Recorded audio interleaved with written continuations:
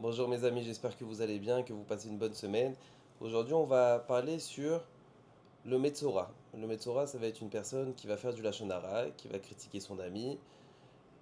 La Torah, elle va dire qu'une personne qui va faire du Lachon Hara, il va avoir comme punition la tsarat. La tsarat, ça veut dire la lèpre. Il va avoir comme des taches qui vont apparaître au début sur la maison de la personne. Après, si la personne ne va pas faire tchouva, les taches vont venir sur le vêtement. Et si la personne ne va pas faire tchouva, donc les taches vont venir sur son corps. Et là, le Kohen, il va venir, il va vérifier cette lèpre pour voir si c'est une lèpre qui est impure ou qui n'est pas impure. Finalement, la Torah elle va marquer que si maintenant, malheureusement, la lèpre, elle est impure, donc la punition du Metzora, la punition de celui qui a fait du Lachon Hara, eh ben, elle va être très dure. La Torah, elle va marquer Badad Yeshev Mechutz Lamachane Moshavo. Ça veut dire que ce monsieur-là, il pourra être avec personne. Il devra être isolé. Il devra sortir de sa maison.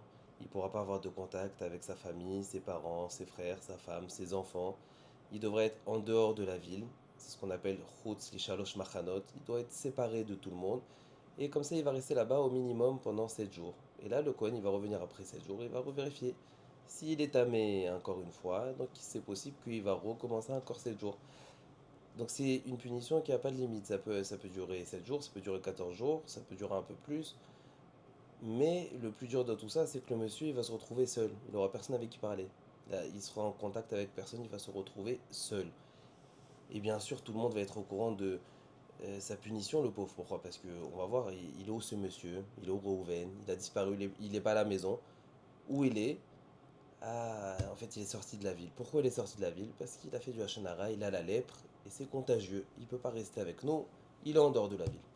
Bon, alors la question qu'on se pose quand on voit cette dureté avec laquelle la Torah elle a été pour celui qui fait du Hachonara, on se demande pourquoi tellement dur?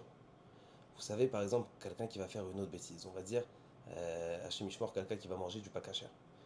Donc, on va dire qu'il y avait des témoins et qu'il a été prévenu et qu'on lui a dit, tu sais ce que tu manges, c'est pas kasher. Et il va dire, c'est pas grave quand même, je veux manger. Et il va manger. On va l'amener au tribunal à l'époque, bien sûr, aujourd'hui il n'y a plus tout ça. On va l'amener au tribunal. Et là, en règle générale, les Chachamim ils vont trouver un moyen de lui faire échapper la punition. 90% des cas, il n'y avait pas de malcoute. Mais on va dire que dans le plus grave des cas où c'est que le monsieur il a été prévenu, etc., donc on va lui donner des coups pour lui faire pardonner sa faute. Mais finalement, après les coups, il retourne chez lui à la maison. C'est possible que personne ne va être au courant. C'est possible que même sa femme et ses enfants ne sont pas au courant. Le matin, il a mangé le pakacher. L'après-midi, il était au bedin. Le soir, il rentre chez lui comme si de rien n'était. Mais c'est pas une punition, c'est qu'on va devoir l'isoler, le mettre seul. Et que tout le monde va parler de ça, tout le monde va être au courant. Pourquoi cette punition tellement dure pour la personne qui fait du lachon hara? Et aujourd'hui, on va apprendre quelque chose de très beau. Parce qu'en fait, il faut savoir que quand quelqu'un il va parler du Lachon Hara, quand quelqu'un il va critiquer son ami, il va, ce qu'on appelle, avoir Motzi Shemra, il va dire que son ami c'est quelqu'un de pas bien, ou il va avoir ça va être marqué de la Gemara Echin, que la Tsarat elle vient sur 7 raisons différentes. Mais on va dire en règle générale, quelqu'un qui va parler du Lachon Hara, la Torah elle est dure avec lui, pourquoi? Parce que si le monsieur, il a arrivé à un degré où c'est qu'il a besoin de rabaisser son ami pour exister, et ben, ça veut dire que ce monsieur, il sent qu'il est rien du tout. Pourquoi? Parce que pour se sentir existant, il a besoin de critiquer son ami, de rabaisser son ami. La Torah elle veut nous apprendre une chose qui est très importante. C'est que une personne qui va faire du lachon hara, qui va critiquer son ami, plus de mal qu'il va faire à son ami, il se fait à lui-même. Non, on croit en règle générale, c'est pas bien de faire du lachon hara, pourquoi tu vas faire du mal à l'autre? Si tu vas critiquer l'autre, tu vas lui faire du mal. Alors la Torah elle veut t'apprendre, sache que si tu fais du lachon hara, c'est vrai que tu vas faire du mal à l'autre, mais tu fais plus de mal à toi. Parce que le fait que tu critiques l'autre, ça veut dire que toi t'existes pas. Toi t'es rien du tout. Tu as besoin de rabaisser l'autre pour exister. La Torah elle a envie de faire réfléchir la personne. La Torah elle veut que la personne, au lieu de se concentrer sur la vie de l'autre, elle va se concentrer un peu sur sa vie à lui. Qu'est-ce que lui il a? Comment est-ce que lui il peut devenir quelqu'un de meilleur? C'est qui les gens qui l'entourent? Au lieu de se concentrer sur la vie de l'autre qui se concentre sur lui, il sera l'homme le plus heureux.